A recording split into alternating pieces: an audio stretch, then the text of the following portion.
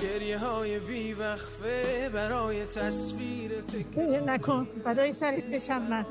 همه چی خوب میشه، همه چی خوب میشه. همیشه آدم باید امید داشته باشه. پسر گلم قربون سرت برم من. شماها اینجا تنها نیستین ها.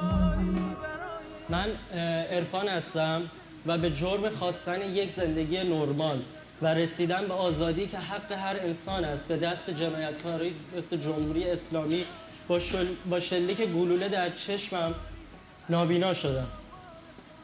من فقط برای نجات جون خودم نیست که به اینجا اومدم.